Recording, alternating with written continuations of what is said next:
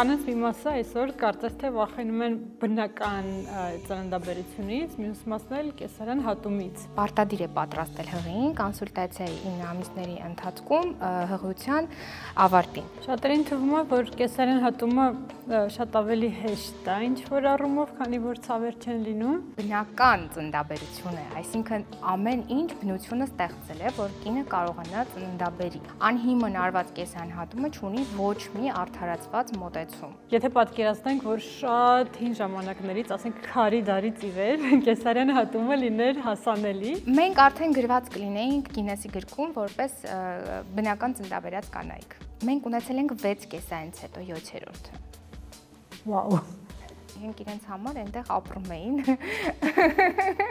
քնում արթնանում էին գուցե, բայց մեկ էլ հոպ ինչ որ հայտնվում են մի ուրիշ աշխարհում, որտեղ չկա ջուր, որտեղ չկա մամայի սրտի զարկերը եւ այլն։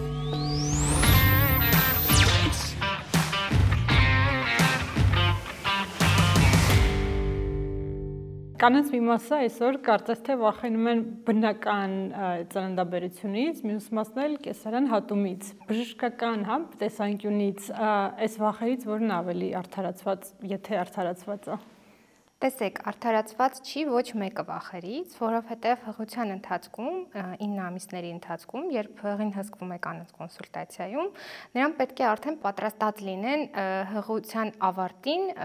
ծննդաբերությանը եւ նույնիսկ կեսարյան հատմանը, որտեղ ինչպես գիտենք, բոլոր ծննդաբերությունները կարող են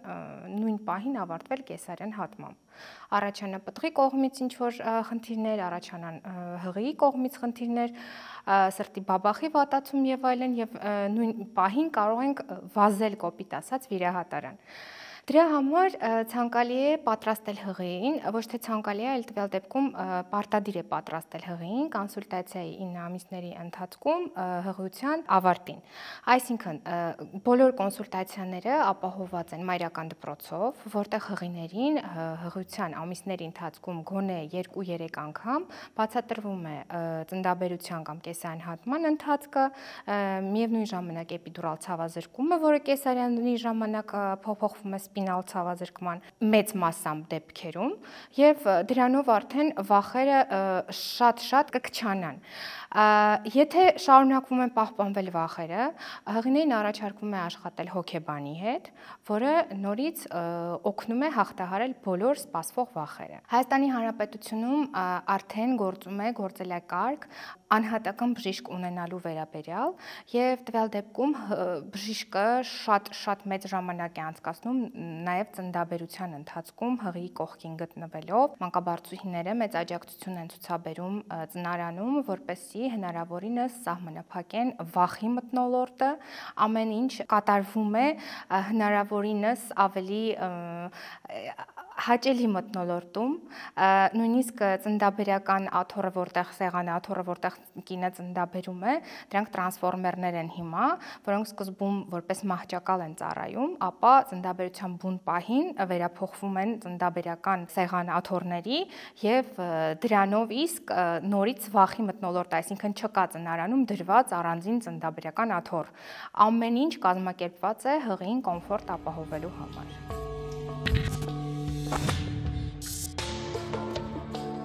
Շատերին թվում է, որ կեսարյան հատումը շատ ավելի հեշտ է, ինչ որ առումով, քանի որ ցավեր չեն լինում, ու նույնիսկ կարծիք կա, որ ժամանակի ընթացքում ընդհանրապես կարող է հրաժարվեն բնական ծնունդներից եւ նախապատվությունը տալ կեսարյան հատմանը։ Այս կարծիքը ինչքանով է։ Ես պետք է հակառակը պնդեմ, առողջապահության նախարարությունը եւ ամբողջ աշխարհը գնում է տենդենց կա, այո, բնական ծննդաբերությունները գնալով քչանում են, բայց առողջապահության նախարարությունը ամեն գործելակերպ ձեռնարկում է, որպեսզի փոփոխվի մոտեցումը բնական ծննդաբերությունների օգտին։ Բնական ծննդաբերություն է, այսինքն ամեն ինչ բնությունը ստեղծել է, որ կինը կարողանա ծննդաբերի։ Շատ վաղ ժամանակներից, երբ չկար կեսարյան հատում, բոլոր կանայք ծննդաբերում էին։ Կանանց մեծ մասն էր ծննդաբերում։ Այն ժամանակ չկային օգնող միջոցառումներ, ցավազրկում եւ նույն վախը, որը կար ծննդաբերությունից ցավազրկման հետ կապված, այսինքն ցավերի միջով չանցնելու process-ը հիմա խիստ սահմանափակվել է։ Կեսարյան հատումը ունի շատ բարդություններ։ Կեսարյան հատման ժամանակ առաջանում է սպի արգանդի վրա առաջին հերթին։ Ճիշտ է։ Արդեն առողջապահությունը գնում է նրան, մենք եւս եւ ունենում ենք արդեն շատ ծննդաբերություններ կեսարյան հատումից հետո։ Օրինակ, կեսարյան հատումը առաջին կատարվել է ինչ-ինչ պատճառներով եւ երկրորդ հղիության ընթացքում արդեն չկա կեսարյան հատման ցուցում։ Այսինքն արգանդի վրա մեկ սպին ցուցում չէ կեսարյան հատման համար։ Բայց դա երևի առանձին թեմա է, դրան որպես առանձին կանդրադառնանք։ Իսկ նախորդին վերադառնալով հին ժամանակներում պետք է բայց նաև հաշվի առնել, որ մահացությունն շատ բարձր եւ որ չկար նույնիսկ ծննդօգնությունը։ Այո, չկար ծննդօգնությունը, ոչ թե բոլորը ծննդաբերում էին, չկար կեսարյան հատում եւ կեսարյան հատումը լի էր իր բարդություններով, որովհետեւ չկար ստերիլություն, չկային հակաբիոտիկներ, չկար նորմալ կարելու նյութեր, չկային այրման գործիքներ, այսինքն բոլորը եթե կարում էին, կարելանյութներ շատ օգտագործում, որը նպաստում էր վերքի վատ դժվար լավացմանը եւ այլն։ Հիմա այդ բոլորը ծառայում են նրան, որպեսզի կեսարյան հատումները կնոջ կյանքի համար լինեն անվտանգ։ Բայց միայն այն պարագայում, եթե կան ցուցումներ, նորից կրկնում եմ, անհիմն արված կեսարյան հատումը ունի ոչ մի արդարացված մոտեցում։ Եթե ունենք հստակ ցուցումներ կեսարյան հատման համար, խնդիր չկա, ոչ մի հետագայում ցավին անդրադառնանք, որ ծննդաբերությունը ցավոտ է, կեսարյան հատումը առանց ցավ, իսկ կեսարյան հատումից լինում են նորից ցավեր վերքի շրջանում, հետվիրահատական ցավեր, կախված ոնց է անցել այդ կեսարյան հատումը, բացի դրանից համարյա բոլոր կանայք, ծննդաբերած կանայք ունենում են օգնության կարիք։ Կեսարյան հատումը դա այն միակ վիրահատությունն է, որից հետո կինը 6 ժամ հետո կարող է վեր կանալ եւ հոգ տանել ոչ միայն իր, այլ նաեւ իր բալիկի մասին։ Այո, այդպես է, բայց չէ որ դա ցավ է, ճիշտ է, կատարում ենք շատ ցավազրկողներ, որոնք եւս չէ որ կերակրում է կինը, կաթի միջոցով անցնում է բալիկին։ Ցանկացած պարագայում, եթե դա առանց ցուցում արված կեսարյան է, մենք բժիշկները դեմ են դրան։ Հարցը գուցե մի քիչ տարօրինակ հնչի, բայց եթե պատկերացնենք, որ շատ հին ժամանակներից, ասենք քարի դարից ի վեր, կեսարյան հատումը լիներ հասանելի, ձեր կարծիքով մարդկության վրա դա ոնց կազդեր։ Արդյոք մենք ինչ որ ուրիշ ձևի հիմա կլինենք։ Մենք արդեն գրված կլինեինք Գինեսի գրքում որպես բնական ծննդաբերած կանայք։ Այսինքն բոլոր կանայք հղին գալիս է հղիության կեսերին, օրինակ, ու ասում է, գիտեք, ես չեմ ուզում բնական ծննդաբերեմ, ասում եմ, ի՞նչն է պատճառը։ Ես չեմ ուզում եւ վերջ։ Չէ, տենց չի լինում։ Պետք է բացատրել, պետք է համոզել գուցե նաև, պետք է ցույց տալ, օրինակ թեկուզ ցույց տալ, ես կողմ եմ այդ ամենին, որպեսզի հասկանա, ընդունի, գուցե նաև վերագնահատի իր մոտեցումը։ Այո, շատ լուրջ տենդենց կա դեպի կեսարյան հատումների քանակի ավելացմանը, որի դեմ մենք բոլորս պայքարում ենք։ Հայաստանում որ դեպքերում է ցուցված հենց կեսարյան հատում անել։ Հայաստանում կեսարյան հատումները ունեն բացարձակ եւ հարաբերական ցուցումներ, ընդ որում եթե մի քանի հարաբերական ցուցումներ են լինում, դրանք արդեն կարող են որպես բացարձակ ցուցում դիտարկվել, կախված է տվյալ դեպքում հղի վիճակից, պտղի վիճակից, վարող բժշկի, ընդունող բժշկի մոտեցումից, ոչ մի կեսարյան հատում ուղղակի այնպես չի կատարվում։ Քանի որ նորից նշեցի, որ ուզում ենք սահմանափակել, քչացնել կեսարյան հատումների տոկոսը Հայաստանի Հանրապետությունում, բոլոր կեսարյանները նամանավանդ առաջնակի կեսարյանները խիստ վերահսկվում են եւ հնարավորինս փորձում ենք լայնացնել մանկաբարձական ցուցումները, որպեսզի կանայք կարողանան բնական ծննդաբերել։ Կեսարյան հատման շուրջ մի շարք միֆեր կան իրականում բավական տարածված, կուզեի դրանց եւս փորձենք անդրադառնալ։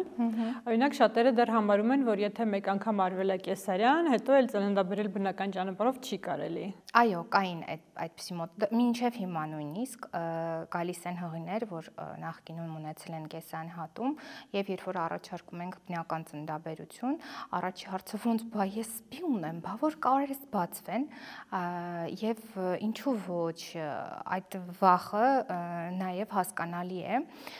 Բայց կան մոտեցումներ, սպի լիարժեքության կրիտերիաներ, որոնք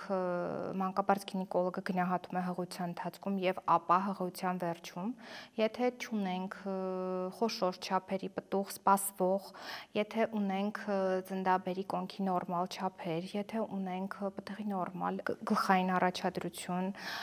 ունենք նորմալ սրտի զարկեր եւ ծննդաբերական գործունեություն, ինքնուրույն սկսված, ինչու նաեւ ոչ լինում են նաև խթանումներ, բայց եթե չունենք հակացություններ, ապա առաջարկում ենք բնական ծննդաբերություն, սպի, հնարավորինս լիարժեք գնահատման պայմաններում։ Ամերիկյան ուղեցույցները ասում են, որ սոնոգրաֆիկ գնահատումը սպիի լիարժեքության այդքան էլ բավարար լիարժեք չէ եւ պետք է կլինիկորեն գնահատել սպիի վիճակը։ Մենք այդ ամենը կատարում ենք մեր կենտրոնում եւ ունենում ենք բնական ծննդաբերություններ սպիով կեսարյան հատումից հետո, սակայն դա մեկ սպի պարագայում է խոսակցությունը, այսինքն մեկ կեսարյան հատում։ Կինը կարող է ունենալ մեկ բնական ծննդաբերություն, ապա կեսարյան հատում, եւ դա շատ լավ նախապայման է հաջորդ ծննդաբերությունը բնական ուղիներով վարելու համար։ Առաջարկվում է, եթե ունենք համաձայնություն, ապա գնում ենք բնական ծննդաբերության, որը շատ ողջունելի է։ Իսկ երկու սպիի դեպքում այլևս չի կարելի դա։ Այո, երկու եւ ավել սպիերը բացարձակ հակացուցում են հաջորդ բնական ծննդաբերության համար։ Իսկ ինչու է երկրորդ կեսարյան հատումից հետո հայտնվում երկրորդ սպին։ Արդյոք հնարավոր չի հենց նույն սպիի տեղում անել կտրվածք, հին այդ հյուսվածքները հանել եւ այո, դա դուք խոսում եք մետրոպլաստիկայի մասին, դա կատարվում է շատ դեպքերում, բայց միևնույն ժամանակ մենք չգիտենք նախորդ կեսարանի ժամանակ ինչա արվել։ Այսինքն ավելանում է սպիի պատրվման հավանականությունը, որովհետեւ այո, մաշկի վրա լինում է մեկ սպի, որովհետեւ մենք այդ նույն սպին հանում ենք, նույն կտրվածքը կատարվում է հին սպիի հեռացմամբ։ Ապա երբ որ շերտերից հետո հասնում ենք արգանդին, արգանդի վրա մենք տեսեք վիրաբույժը պետք է գնահատի, արդյոք պետք է նույն տեղով կտրվածք անել, հյուսվածք կունենա վերականգնելու արգանդի ամբողջականությունը, թե պետք է քիչ ավելի վերև կտրել, դրանք արդեն շատ վիրաբույժական մոտեցումներ են, որին պետք է անդրադառնալ միայն տվյալ դեպքի շրջանակներում, ընդհանրացնել, ասել, որ այո, պետք է բոլոր, այո, ցանկալի է, եթե կա սպի հեռացմամբ կատարել, որպեսզի լինի էլի մեկ սպի։ Բայց ցանկացած պարագայում երկրորդ կեսարանից հետո ոչ միայն չի առաջարկվում, այլ դա հակացուցում է։ Երկու կեսարանից հետո հակացուցում է բնական ծննդաբերությամբ ու բնական ուղիներով ծննդաբերելը։ Երրորդ եւ ավելի դեպքում արդեն չենք խոսում դրա մասին։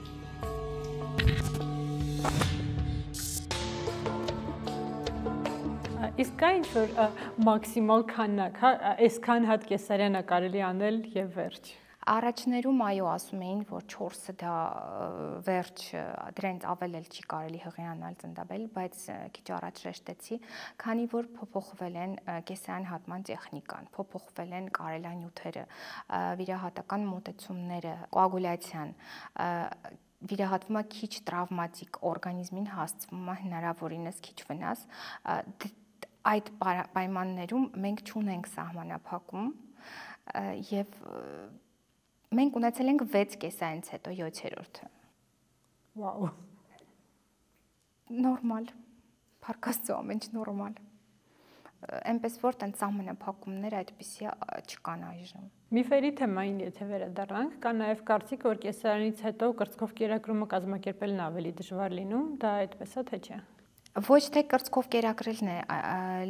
դժվարանում, այլ առաջին օրերին, առաջին երկրորդ օրերին լակտացիան ավելի քիչ է, քան բնական ծննդաբերած կանանց մոտ, քանի որ պտուղը անցնելով բնական ծննդաբերական ուղիներով, երևի գիտեք, արտադրվում է օքսիտոցին հորմոնը, պրոլակտինն է բարձրանում եւ նպաստում է կաթնարտադրության ավելացմանը, բայց կեսարյան հատման դեպքում այդ ամենը մեխանիզմները մի քիչ ավելի հետո են արթնանում եւ այո, մոտեցվում է կրծքին բալիկը, անմիջապես վիրահատարանում կամ նույնիսկ վիրահատությունից անմիջապես հետո հնարավորինս շուտ, որպեսզի արթնանա բալիկի մոտածողական ռեֆլեքսը ամրապնդվի, մայր պտուղ կապը ամրապնդվի եւ դրանից բխում են նաեւ հետագա լակտացիոն խնդիրների առաջ չկանգնելը։ Մենք բոլորս մանկաբարձ գինեկոլոգներս ձգտում ենք, որպեսզի սնուցումը լինի կրծքով կերակրումով, երկրորդ, երրորդ օրը լինում է լիարժեք լակտացիա։ Խթանում է հեղուկների ընդունումը եւ կրծքին մոտեցումը, ուրիշ ոչինչ։ Նաեւ կարծիք կա, որ եթե կեսարյան հատմամբ է երեխան ծնվում, մոր եւ երեխայի միջեւ այդ հոգեբանական կապը այդքան էլ արագ չի զարգանում, իսկ սա ճիշտ է թե չէ։ Դրանք գուցե նաև միֆերի շարքին են դասվում, որովհետև երբ որ կեսային հատումով բալիկը ծնվեց, մենք անպայման վիրահատարանում մոտեցնում ենք բալիկին մորը, մայրը տեսնում է, որոշ ժամանակ, այո, հնարավոր չի դնել մայրիկին, կրծքին, թե գիտեք ստերիլ է, այնտեղ ամեն ինչ փակված է, բայց անպայման մոտեցնում ենք մորը, որպեսզի տեսնի բալիկին, զգա իրեն, դրանից հետո հենց տեղափոխում ենք արդեն հետ վիրահատական սրահ, նորից կազմակերպվում է բալիկ մամա համատեղ կացությունը եւ հոգեբանական կապը այդտեղ արդեն ստեղծվում է։ Պլյուս հոգեբանական կապը ստեղծվում է հղիության ընթացքում, ինչու ոչ խաղի ընթացքում պտղի, նաեւ կատեգեների ընթացքում, երբ որ մամային միացվում է սարք հղին, որտեղ գրանցվում է պտղի սրտի զարկերը եւ արգանդի տոնուսը եւ այդ ամենը բերում է նրան, որ հղին զգում է բալիկին։ Եվ նույնը կատարվում է վիրահատարանում։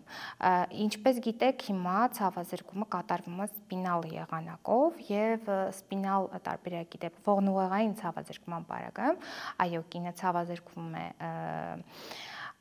կոդկատեղից ներքև, բայց գիտակցություն կա, այո, արթուն է լինում եւ մասնակցում է process-ներին։ Նույնիսկ առաջարկում ենք վերևի լույսում հայելի է լինում, որոշ դեպքերում հղիներին ասում ենք ուզում եք տեսնեք ձեր վիրահատության ընթացքը, նույնիսկ լինում են դեպքեր, որ այո, ուզում ենք եւ այդ ամեն ինչը տեսնում են։ Երբ որ կինը բացարձակ ցուցումով է գնում կեսային հատման, օրինակ սոմատիկ խնդիրով, հա,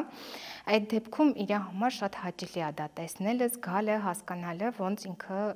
ծննդաբերեց թեկուզ կեսային հատման ճանապարհով։ Եվ նույնը կատարում ենք կեսային հատման ժամանակով, չենք հանում բալիկին։ Կտրվածքից թողնում ենք, որ ինքը ծնվի, որպեսզի այդ բոլոր մեխանիզմները, որը միջով պիտի բալիկը ծննդաբերական ուղիներով անցներ, փորձի արգանդի կտրվածքից կատարվի։ Հնարավորինս անում ենք ֆիզիոլոգիական մոտեցումները այդպիսին են։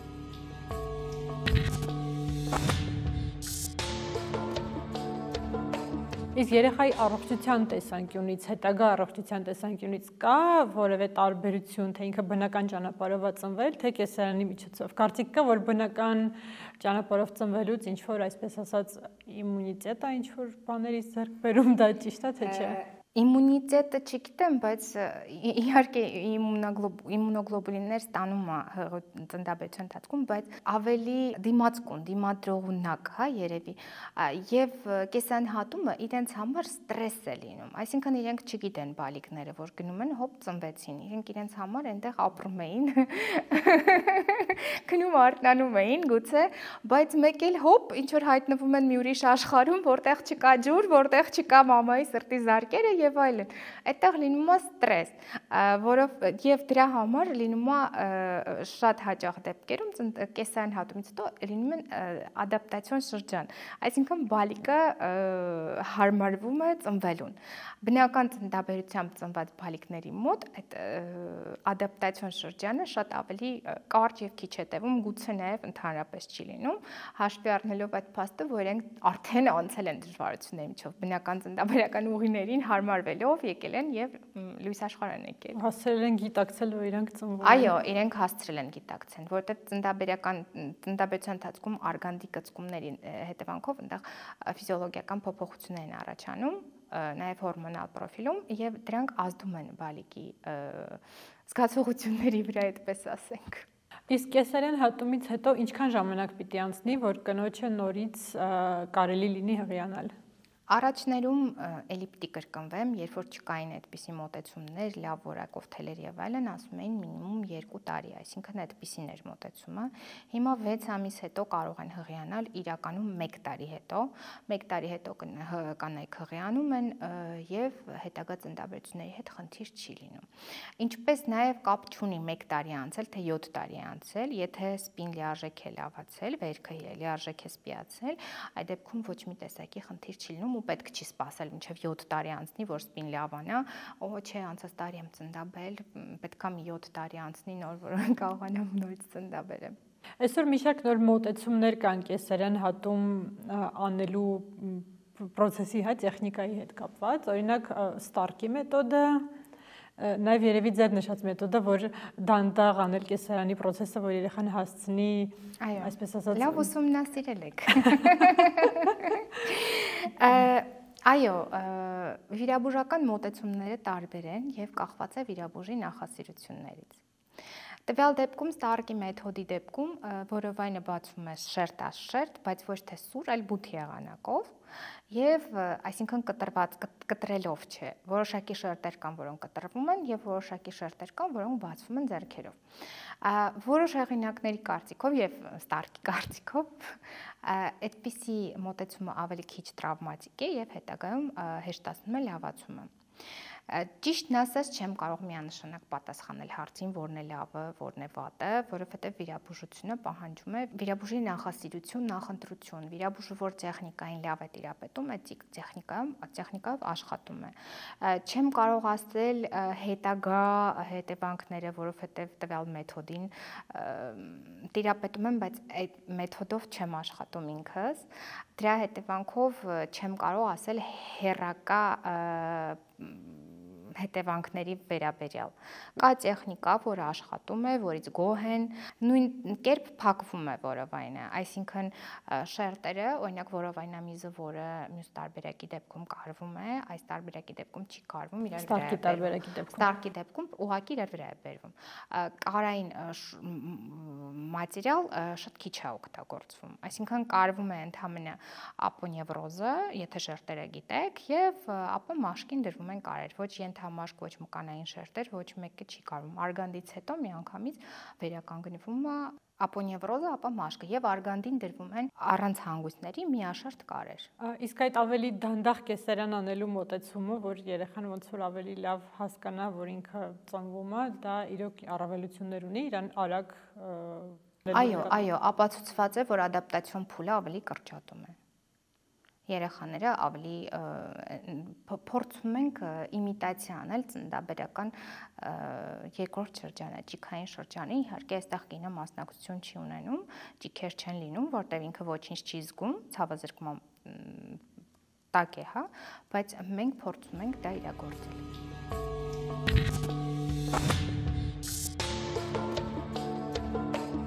Այսօրվա տեխնոլոգիաները ձեր կարծիքով ոնց են ազդելու կեսարյան հատման վրա ու արդյոք ինչ որ ձև փոխելու են։ Օրինակ ռոբոտիզացված տեխնոլոգիաները ինչ որ կերպ օգտագործվելու են, թե չէ։ Մենք միշտ որ ուզում ենք կատակ անենք, ասում ենք, ահա, հեսա մյուս ծնունդը արդեն լապարասկոպիկ ենք անելու։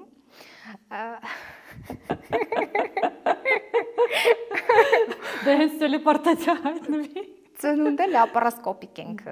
վարելու։ Այդ հարցի վերաբերյալ միշտ բոլորս կատակում ենք, մանկաբարձ գինեկոլոգներս իրար հետ, որովհետև հենց նոր բաներ, աշխարհում բժշկությունը զարգանում է եւ հենց ինչ որ նոր մի բան հայտնվում է, ասում ենք, հեսա հաջորդ ծնունդը լապարասկոպիկ ենք վարելու, ու բոլորս սկսում ենք ծիծաղել մեր ասացի վրա։ Տեսեք, մանկաբարձությունը դա այն ճյուղն է բժշկության, որը այո զարգանում են մոտեցումները, բայց չի փոփոխվում տեխնիկան, այսինքն կինը պետք է ծննդաբերի բնական ծննդաբերական ուղիներով։ Եվ ռոբոտը այո կարող է վերահսկել, ինչպես դրսում են անում, KTG մոնիտորները ծնարանում գտնվում են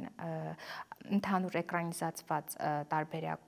վրա, դրանք 24 ժամ աշխատում են եւ էկրանի վրա երևում է ամբողջ ընթացքում կատեգեն։ Մեզ մոտ դա երևում է ամեն մոնիտորը իր ծնարանում։ Մենք մտնում ենք, դուրս ենք գալիս, մոնիտորները ընդհանրացված չեն, այսինքն այդ մենք չենք տեսնում առանձին մեր սենյակում։ Այսինքն ամեն սենյակ պիտի մտնեք, այնտեղ տեսնեք ինչ իրավիճակ է։ Այո, մենք պետք է մտնենք ծնարան, առանձին տեսնենք կատեգեի վրա ինչ է գրվում, բայց դե կատեգեն բարձր ձայն ունի, դու կարող ես միջանցքում նստածել լսել կատեգեի ձայնը, սակայն Եվրոպայում, Ամերիկայում նրանք ընդհանրացված բոլորը գնում են օրինակ բժշկի սենյակում բոլոր կատեգեների ձայնագրությունը on-line, տվյալ պահին, եւ դա արդեն ռոբոտիզացիա է, ես գտնում եմ, եւ հեշտացնում է այո աշխատանքը, բայց ինչ վերաբերում է ռոբոտը հսկի ծննդաբերության ընթացքը, First Da Vinci-ն օրինակ, Da Vinci ռոբոտը ինքը կարողանում է վիրահատություն անի, եւ մենք բոլորս գիտենք, չէ, ուրիշ սենյակից վիրաբուժը ղեկավարում է, բայց ծննդաբերությունը դա ինձ թվում է մաս է բժշկության որտեղ անհնար է ռոբոտներ օգտագործել։ Ես այդպես կարծիք ունեմ։ Երևի նույն բժշկի հետ խոսալ ինչ-որ էմոցիոնալ կապը եւ այլն եւս այստեղ միանշանակ էմոցիոնալ կապը, երբ որ դու մտնում ես ծնարան,